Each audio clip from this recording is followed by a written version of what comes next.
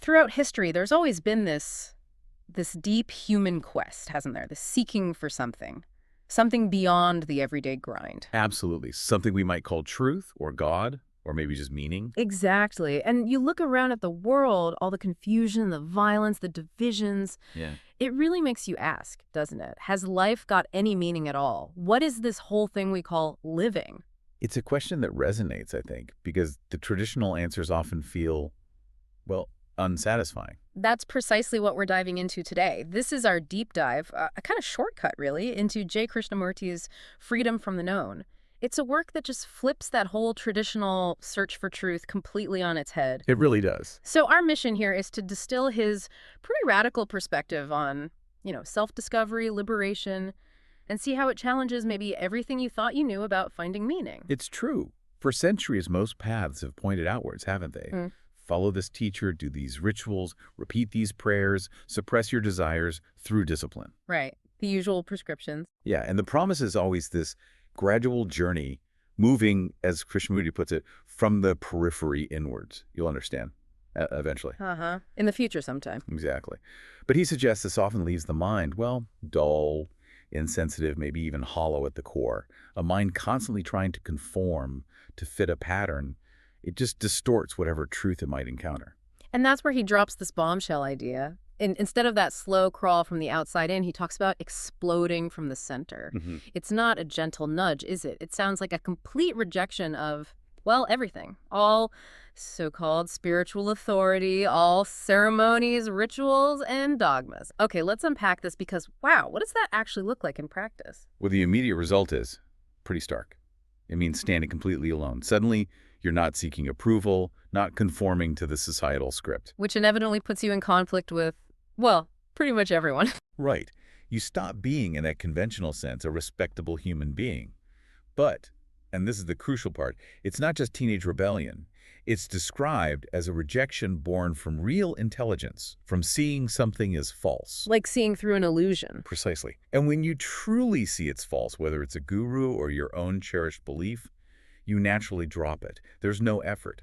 He says, when you seek, you are really only window shopping, just looking for someone else's answers. So if we stop window shopping, stop looking outside, who can answer those big questions about God, truth, reality? Well, Krishnamurti puts it right back on us, doesn't he? Yeah. Nobody and nothing can answer the question but you yourself.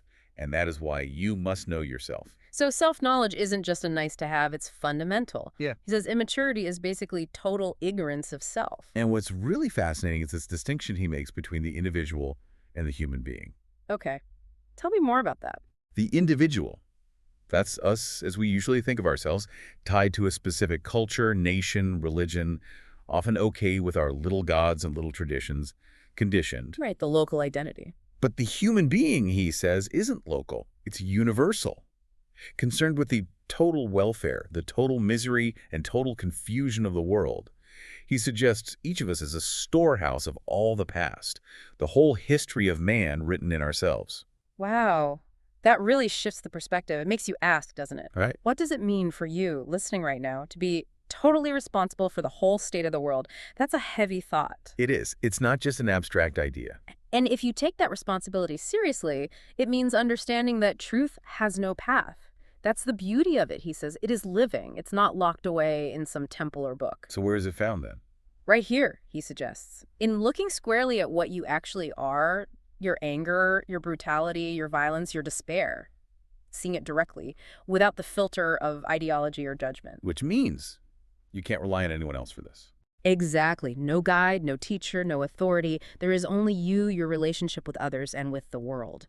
And facing that can feel like despair initially, maybe? It could be liberating. Right. Because if you truly face that responsibility, maybe self-pity just evaporates. So the core challenge becomes immense. Yeah. Can we actually bring about a total revolution, a psychological mutation right inside ourselves? Not just tweaking things, but a fundamental shift. Yeah, like rewiring the whole system, freeing ourselves from violence, greed, envy, all the stuff that, let's face it, has built this rotten society without needing some external push or the fear of punishment. Just by seeing it clearly. Just by seeing. And he's very clear, this isn't about creating another philosophy. Yeah. All ideologies, he says, are idiotic. Strong words. Very. The focus is simply to observe what is actually taking place in our daily life, inwardly and outwardly, Yeah. recognizing there's no real split. He calls it one unitary process, the inner movement expressing itself as the outer and the outer reacting again on the inner. It's all one flow. So, after laying all that groundwork,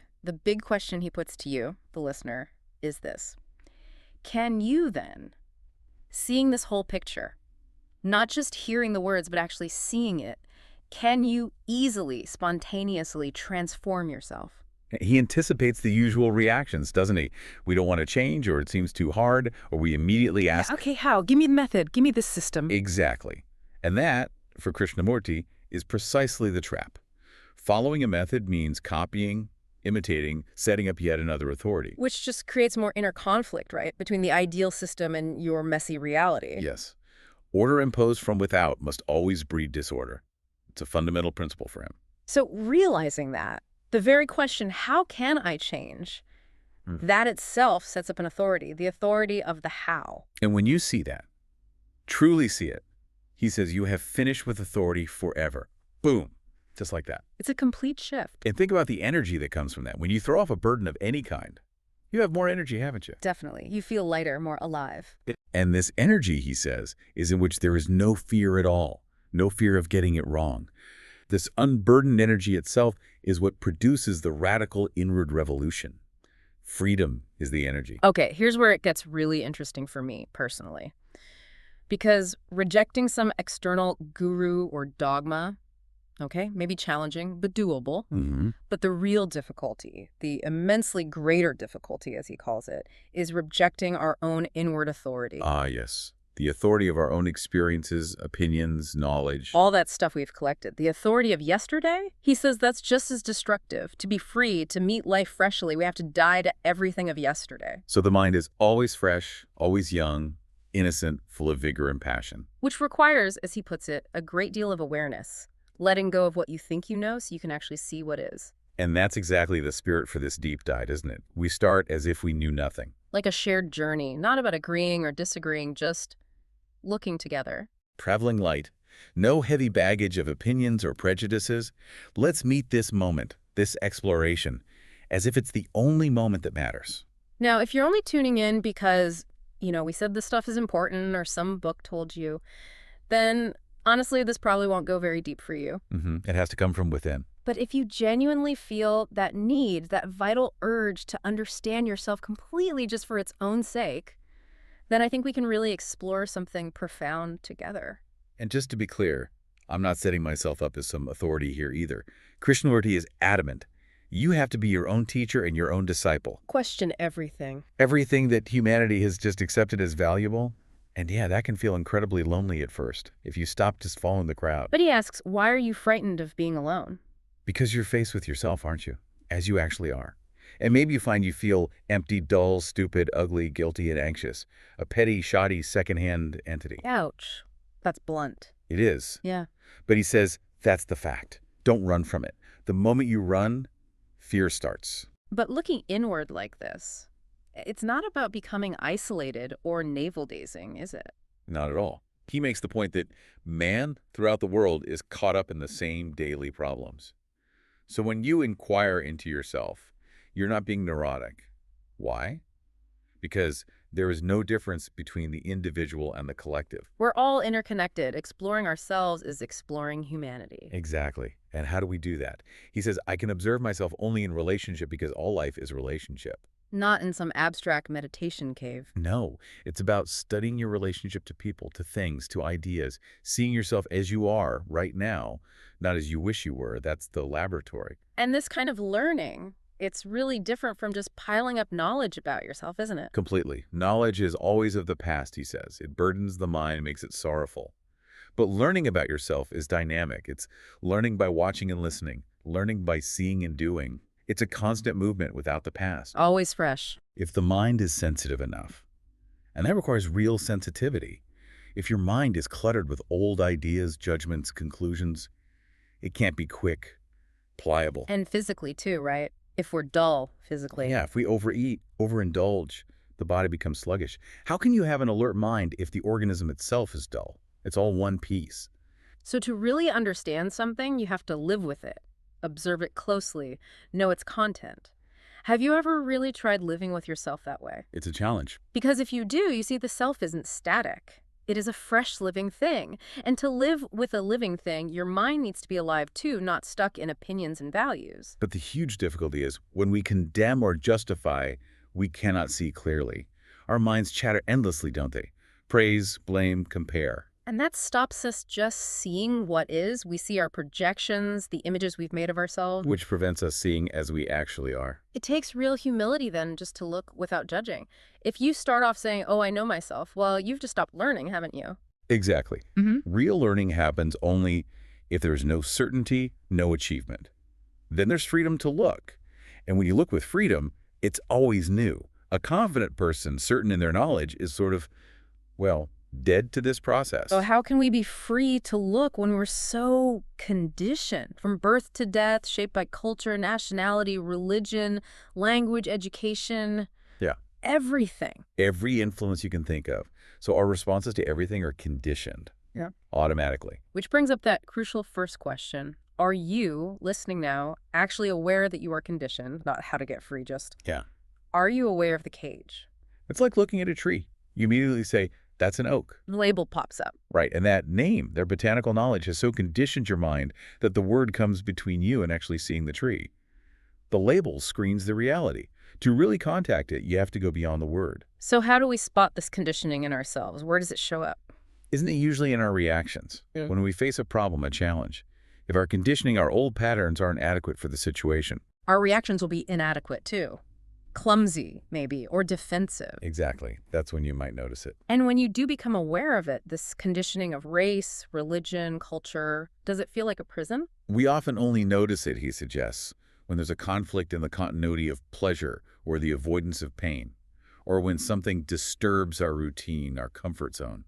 Yeah, when you find yourself struggling against something or getting really defensive, that's a clue, isn't it? That some conditioned belief is being threatened. Definitely. And what's the typical response? Either we just get used to the disturbance, accept it, which makes the mind dull. Or we run away, escape. Through distractions, entertainment, drugs, politics, religion. Endless escapes. He says, most of us are afraid of living as well as of dying. We avoid the facts of our inner lives. So here's the puzzle then. If we see the danger, why don't we act? If you saw a snake coiled to strike, you wouldn't hesitate. You'd jump. Right. Instant action. So why not with our conditioning? If we see it's dangerous, divisive, limiting, why the delay? Krishnamurti argues it's because intellectual understanding isn't enough. Seeing it as just an idea doesn't compel action. There has to be emotional content. You have to feel the danger in your gut. Ah, okay. So it's not just thinking conditioning is bad. No. It's seeing the danger immediately, as vividly as seeing that snake or that precipice. Then, he says, seeing is acting. No gap, no hesitation. And in that total attention to the conditioning, in that immediate seeing of the danger. You find you are free from the past completely. It just drops away. It's not a fight. Okay, so this observation leads us to understanding our consciousness, which he describes as this total field in which thought functions and relationships exist. Everything's in there, motives, desires, fears, joys. And he really challenges that common split we make between the conscious and the subconscious mind. He suggests it's all one field and maybe the subconscious is just as trivial and stupid as the conscious mind. Not some deep, mysterious reservoir, just more the same patterns. Right. We tend to live in fragments, don't we? Be one person at work, another at home. Talk about peace. Feel violence inside. Are you aware of this fragmentation in yourself? It's a key question. And can a brain that operates in fragments ever grasp the whole field? Can it become a total human being? See, if you try to analyze yourself bit by bit, piece by piece, that takes time. Weeks, months, years. And the self isn't static, it's changing while you analyze it. Exactly. Admitting time into the process invites distortion. He says, the only way to look at yourself is totally, immediately, without time. And what you see in totality is the truth. And when you look totally like that, what happens? You give your whole attention, your whole being, complete self-abandonment. And in that state, there is no room for fear, no room for contradiction, and therefore no conflict. Just pure awareness. He makes a really useful distinction here between attention and concentration, doesn't he? Yes, crucial. Concentration is exclusion. Shut things out to focus. But attention, which is total awareness, excludes nothing. He tells that story, the memorable one, about the gentleman in India discussing awareness. While their driver runs over a goat, and they just carry on talking, totally unaware. It shows how easily we can be unaware, even when we think we're paying attention. So real attention comes when you truly care, when you really love to understand something. Yes, that complete attention is total energy. And in such awareness, the totality of yourself is revealed in an instant. No gradual uncovering, just bam, seeing. We also have this ingrained habit of comparing ourselves, don't we? My mind is shallow, petty, etc. How do we know? Because we've measured ourselves against someone else. Right, but he argues, if I am all the time measuring myself against you, then I am denying what I am myself. Therefore, I am creating an illusion. So understanding that comparison itself leads only to greater illusion and greater misery. Then the mind stops seeking. It stops trying to become something else based on comparison. And that potentially opens up a totally different dimension for the mind. One without conflict, without this sense of otherness. Though he cautions, verbally we can go only so far. Words can't really describe what lies beyond. So what does open the door to that dimension, if not words or effort? Daily awareness and attention. Simply cleaning the room of the mind, keeping it in order. But order alone isn't enough. You can't force the door open. No, it's not about your will or desire. He says you cannot possibly invite the other. What might open it is choiceless awareness, watching without judgment, without fear. Maybe then the door opens to a state in which there is no conflict and no time. An uninvited grace. Okay, let's shift focus now to something absolutely central to human experience. Pleasure. He often contrasts it with joy, seeing them as very different things. Yes, and he observes, we are all engaged in the pursuit of pleasure in some form or other. It's almost the driving force. He even says, pleasure is the structure of society. Wow, that's a big statement. It is, and the fundamental problem, he argues, is quite stark. Pleasure must bring pain, frustration, sorrow, and fear, and out of fear, violence. So, to be free from sorrow, you have to understand pleasure. Not condemn it, right? Not become some kind of monk denying everything. No, not denial, but understanding that a mind that is all the time seeking pleasure must inevitably find its shadow pain. They're inseparable, like two sides of a coin. So how does pleasure actually work in us? He breaks it down, doesn't he? Perception, sensation, contact, desire. Right. You see something beautiful, a car, a cloud, a person. For a fleeting moment, there's just pure perception, sheer beauty, and your usual problems vanish. A moment of presence. Yes. But then thought steps in. It starts comparing, judging, saying, I must have that again tomorrow. It wants to repeat the experience. And the repetition makes it mechanical, stale. Exactly. Because thought creates and sustains pleasure through desire and gives it continuity. And since thought is inherently always old, it's based on memory, the past, it makes even a new delight old the moment it tries to grasp and repeat it. That's why he says, there is no such thing as freedom of thought. It is sheer nonsense. Our thoughts are bound by the past. So the liberating insight is, if you can look at things, experience beauty, without immediately demanding repetition, without letting pleasure take over, then there will be no pain, no fear, and therefore tremendous joy. It's the struggle to repeat and hold on to pleasure that turns it into pain. The clinging is the issue. And when pleasure is denied or frustrated, then you get anxiety, envy, hate, which is just a form of fear, he says. Fear of loss, fear of emptiness. When a belief that gave you pleasure is shaken, you panic about standing alone until you find a new comfort, a new belief. It sounds so straightforward when you put it like that. It seems to me so simple. And because it is so simple, we refuse to see its simplicity. We love to complicate things. Think about jealousy or anger. Isn't it often just fear of losing something which has given you a great deal of pleasure? Yeah. The attachment creates the fear. So if you genuinely want to end pleasure and therefore end pain, you have to be totally attentive to the whole structure of pleasure. Not denying it, but seeing its whole meaning and significance. Then, he suggests, you find real joy. Not pleasure, but joy, which is an immediate thing, spontaneous. You can't think your way to joy. It's living in the present, the instant perception of beauty without seeking pleasure from it. Okay, this leads us directly into fear, which seems to underpin so much of this. He asks us to look at our fundamental, lasting interest in life. And for most, let's be honest, it comes down to myself, right? My progress, my job, my family, my status. My power, my desire to dominate. And this craving for position, for prestige, often comes from that deep fear of being nobody, of being insignificant. Which is a form of aggression, he says, rooted in fear. Exactly. Fear is one of the greatest problems in life. A mind caught in fear lives in confusion, conflict, violence. It warps, twists, and dulls our days. He draws a line between physical fear, that immediate instinctual reaction to danger, and psychological fears. Those are the tricky ones. Fear of losing a job, fear of what people think, fear of failure, fear of illness, death, boredom, fear of not being loved. Do you know your own specific fears? We often try to run away from them or invent ideas and images to cover them, don't we? But he stresses, to run away from fear is only to increase it. You can't escape it that way. So where does fear actually come from? He defines it quite precisely as the movement from certainty to uncertainty. Right. In the actual present moment, facing something directly, maybe there isn't fear, but then thought steps in. It worries about the future or replays a past hurt that might happen again. So we're caught between past regrets and future anxieties. Exactly. Thought, which is always old, creates in time the feeling that you are afraid, which is not an actual fact. When you're confronted immediately, there's no fear. Thought creates the fear through time. Wow, that's quite something. It implies that the fear isn't inherent in the situation, but in our thinking about the situation. Which leads to the crucial question. Is it possible for the mind to live completely, totally in the present? Such a mind would have no fear. Now, thought is necessary for practical things, right? Communication, work. Absolutely. But when thought projects itself psychologically into the past and future, creating fear and pleasure, that's when the mind gets dull and caught.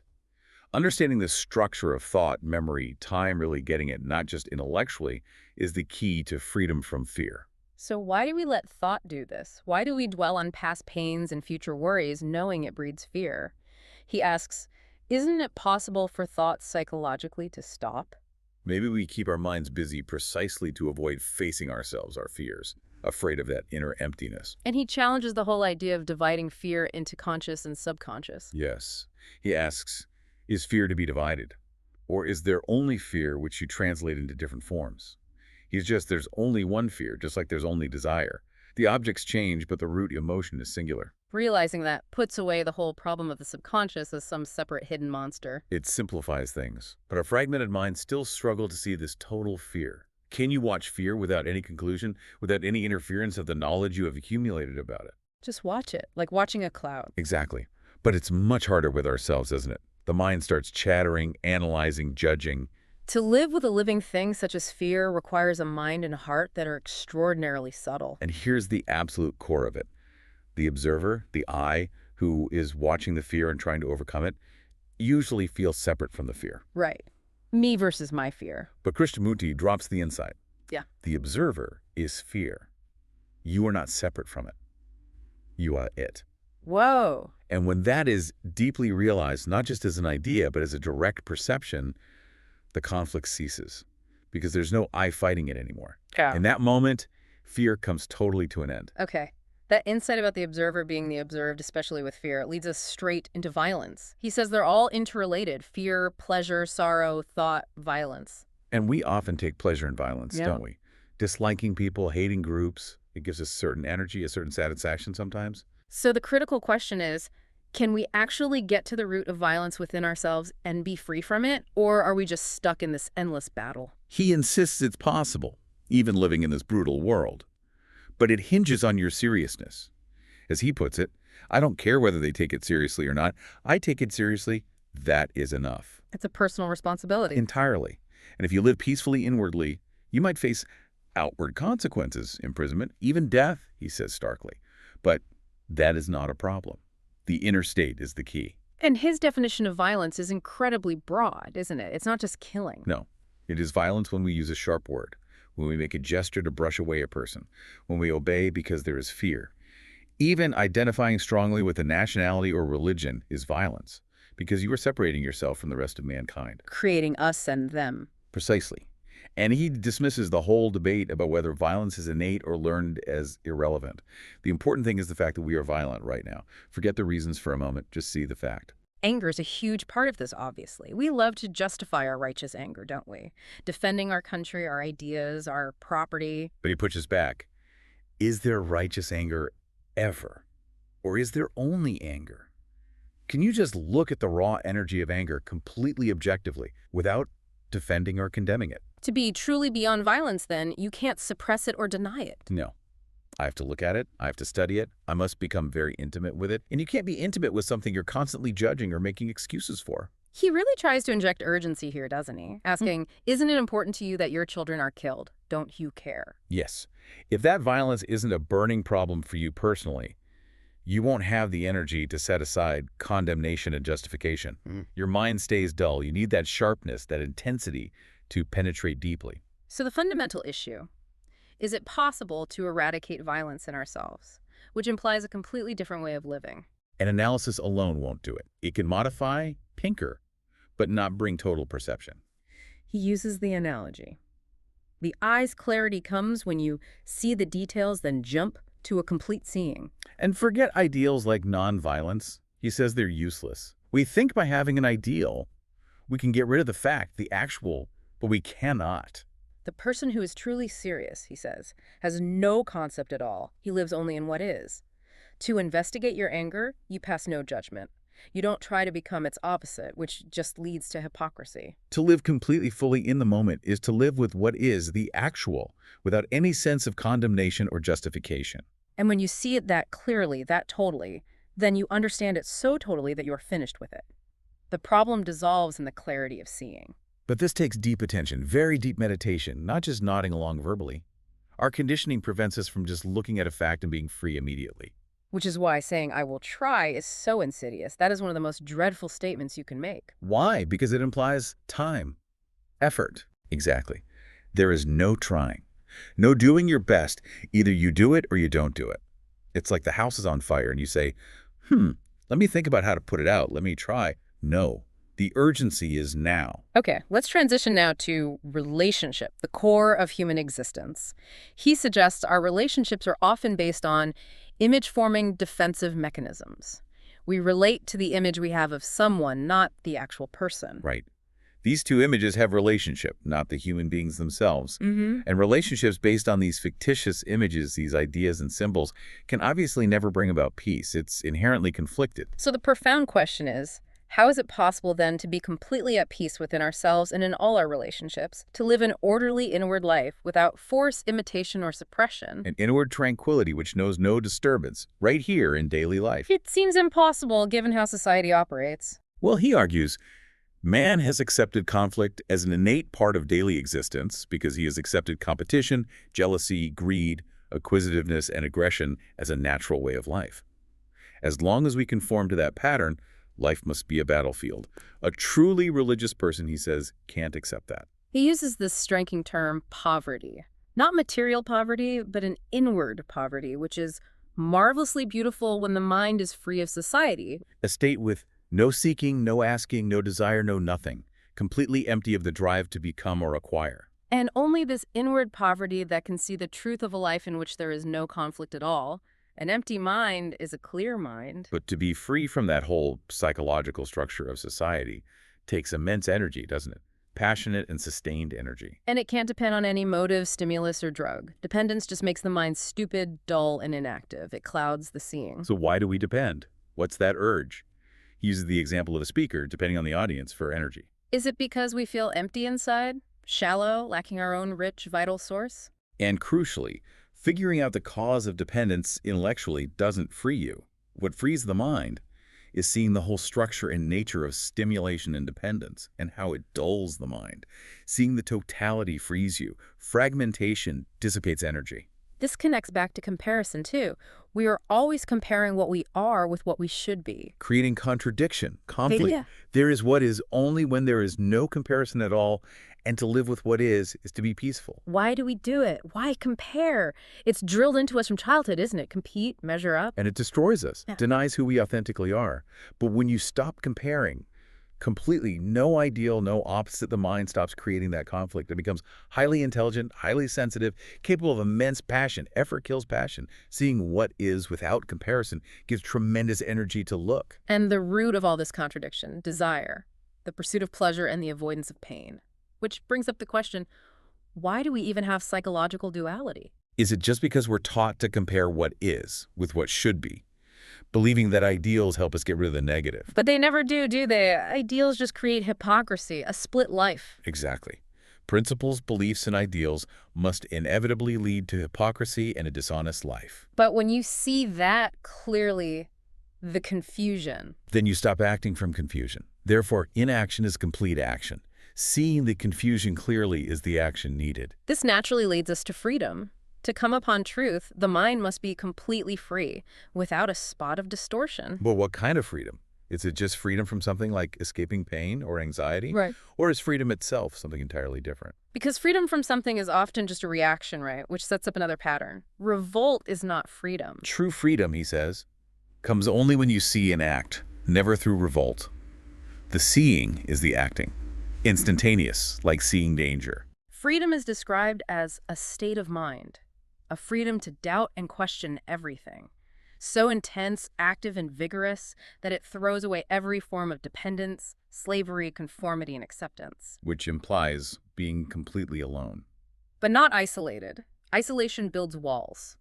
Aloneness or solitude is different. It's an inward state, independent of stimulus or knowledge. To be alone, you must die to the past. That innocence frees the mind from sorrow. To abandon all that totally is to be alone. Only that kind of mind, young, innocent, alive, can see truth.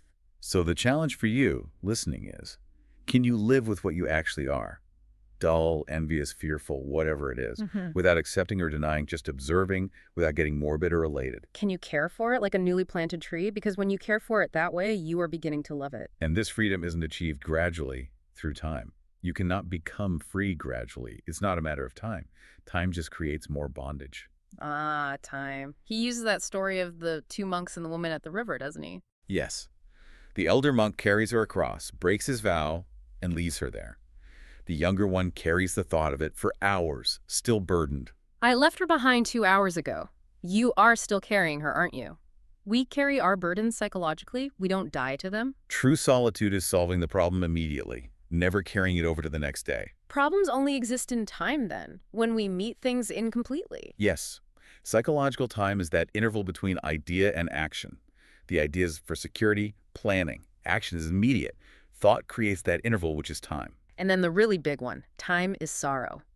Remembering past pleasure or pain through thought keeps sorrow alive, gives it continuity through time. So as long as that interval created by thought exists, there must be sorrow, there must be continuity of fear. Can that interval end? Death is the ultimate example of this, isn't it? The word death, the image, creates fear. Thought creates the fear of death. It's always thinking about something that might happen based on the past.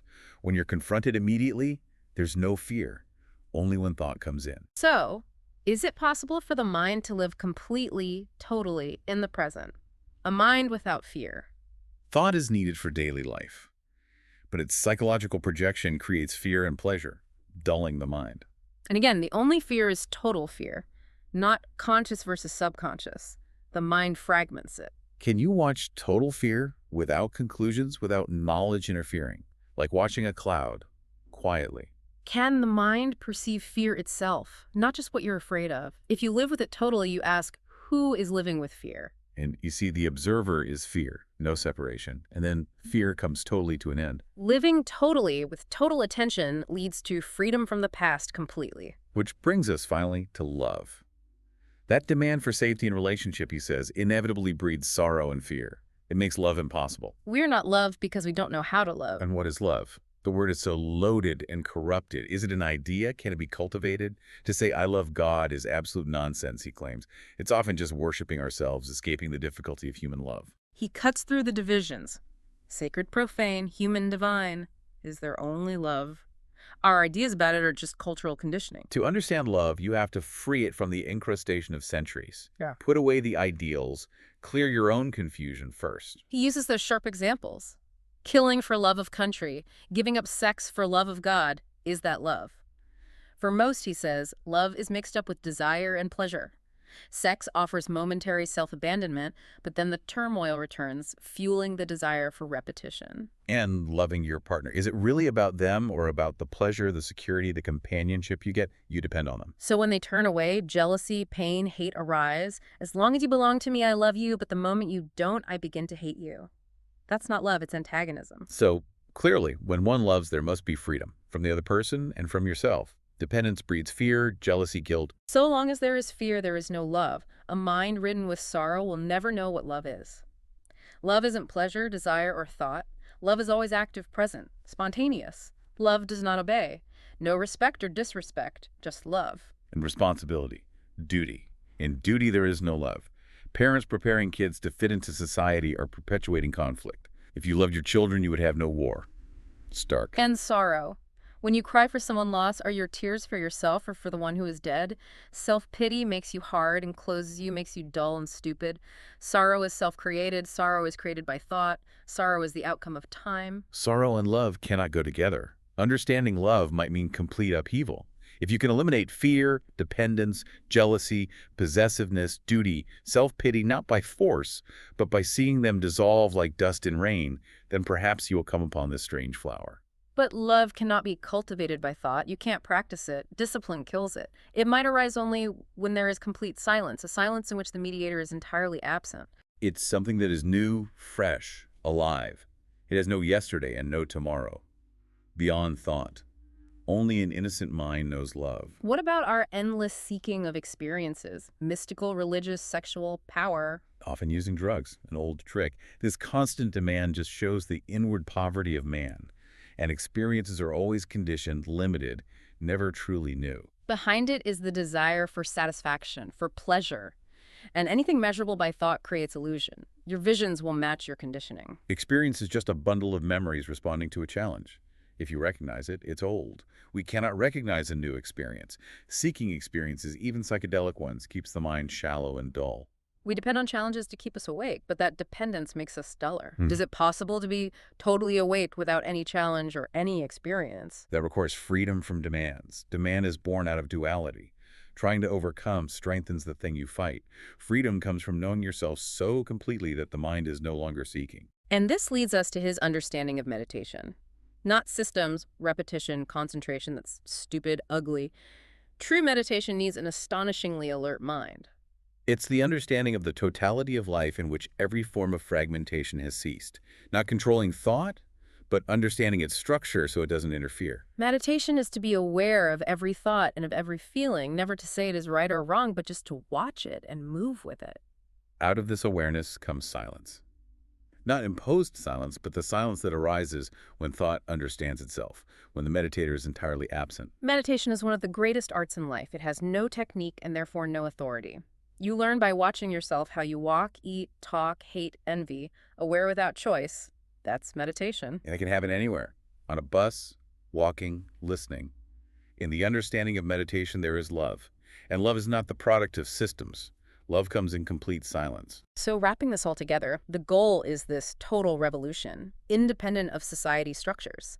Can the individual bring about this revolution within themselves in thinking, feeling, acting? And he believes individual change does impact the world. You can tremendously influence the world if in yourself you are not violent. Our self-centeredness created this chaos. If we're fragmented, our relationship with the world is fragmented. I must change first. Yeah. See my relationship with the world, and in the very seeing is the doing. That quality is the religious mind. Which is totally different from believing in religion. It's a state of mind in which there's no fear and therefore no belief whatsoever, but only what actually is. Utterly present. In that mind, there's silence and immense energy without conflict.